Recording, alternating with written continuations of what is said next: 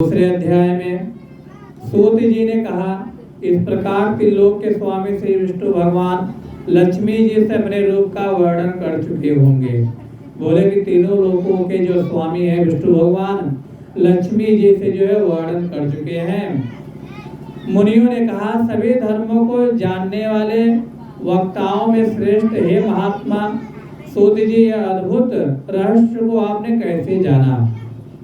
जितने ऋषि थे वह ऋषि बोले कि सभी धर्मों को जानने वाले।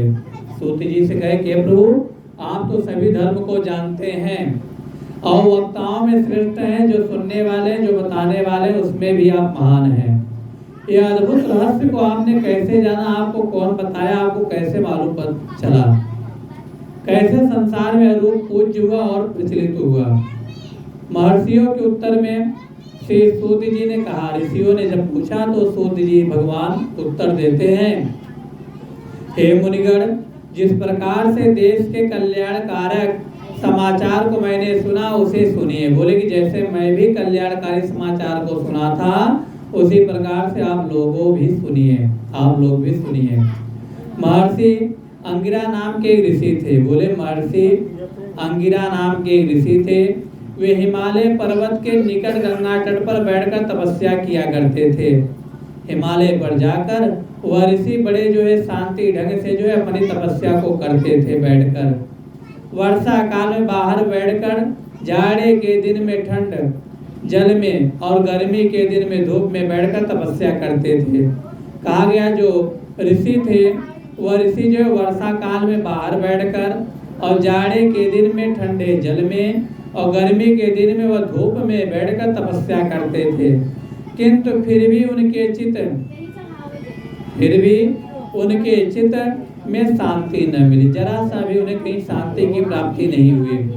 वे प्यासे मृग के समान दौड़ने लगे और वह जो है एक प्यासे हिरन की तरह मृग के समान इधर उधर भटकना शुरू कर दिए।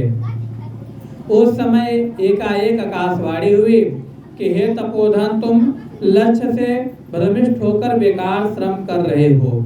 उस समय भगवान के माया से उस अंगिरा नामक ब्राह्मण को जो है एक आकाशवाणी हुई और वह आकाशवाणी यह हुई कि तुम निरर्थक में इधर उधर जो है भ्रमण कर रहे हो, आपको कुछ मिलने वाला नहीं है।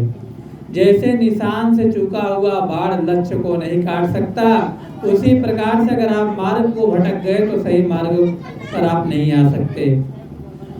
वही दिशा तुम्हारी हो रही है और लोक में उपहास हो रहा है। बोले कि जब एक बार व्यक्ति अच्छे मार्ग पर चला जाए और बाद में वह अपने मार्ग को बदलकर दूसरे मार्ग पर चला जाए तो लोग उपहास करते हैं, मजाक उड़ाते हैं। तो वही दशा उस ऋषि की हुई।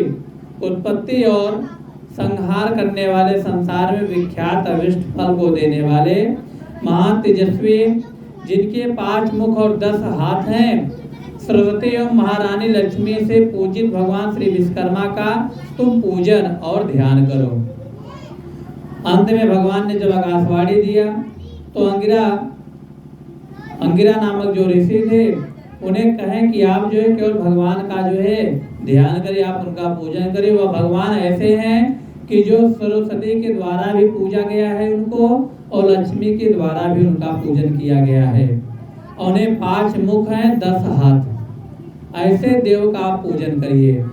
इस रूप को स्वयं विष्णु भगवान ने क्षीर सागर में मुझसे कहा था। लक्ष्मी जी कहीं कि इस प्रकार से ऐसे रूप को जो है भगवान ने मुझे बताया था, लेकिन कब बताया था? वह बताए थे तब जब क्षीर सागर में बैठे थे तब। तो ऐसे रूप को हमें धारण करना चाहिए जिसके ध्यान से आज भी शरीर रोमांचित हो जाता है। बोले कि अगर भगवान विश्वकर्मा जी का ध्यान कर लें तो शरीर का जो है रोम रोम खड़ा हो जाता है। अमावस्या तिथि को सभी कार्य छोड़कर विधि पूर्वक पूजा करो। कहते हैं कि अमावस्या तिथि के दिन जो है विधि विधान पूर्वक जो विश्वकर्मा जी का हमें पूजन करना चाहिए। ऐसी आकाशवाणी हुई और सुनकर अंगिरा मुनि संदेह में पड़ करके ध्यानस्थ हुए। और जब अंगिरा मुनि ने ऐसे वाणी को सुना तो सुनने के बाद श्री विश्वकर्मा भगवान के ध्यान से उनके चित्त में शिल्प शास्त्र का भंडार अर्थ सहित अथर्ववेद का ज्ञान हुआ। कहा गया जब वह अंगिरा मुनि संदेह में पड़ करके और ध्यानस्थ हो गए, अर्थात रुक गए। तो श्री विश्वकर्मा भगवान के ध्यान से जब विश्वकर्मा भगवान का ध्यान दिए तो उन्हें जो है उनके चित्त में, उनके मन में जो है शिल्प विद्या का जो भंडार भर गया, अर्थात कलाकारी का जो भंडार होता है शिल्प विद्या, उनके जो है मन में वह भर गया और अथर्ववेद का ज्ञान प्राप्त हुआ।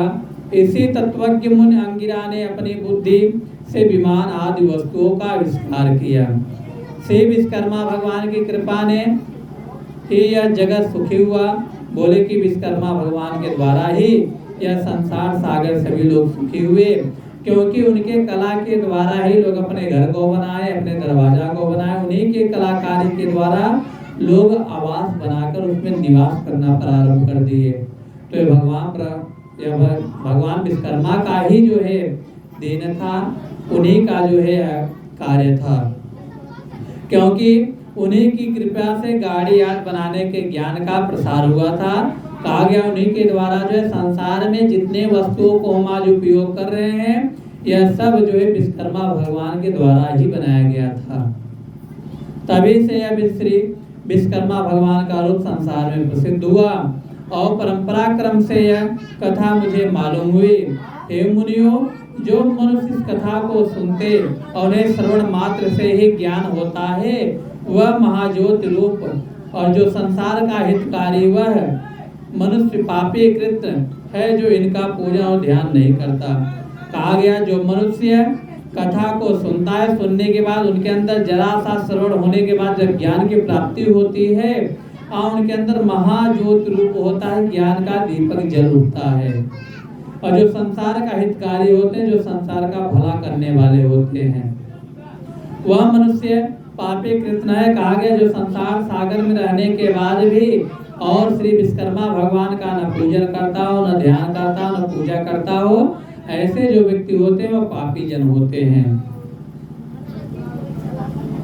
श्री विश्वकर्मा देभ्यो नमः। द्वितीयोध्याय समाप्त।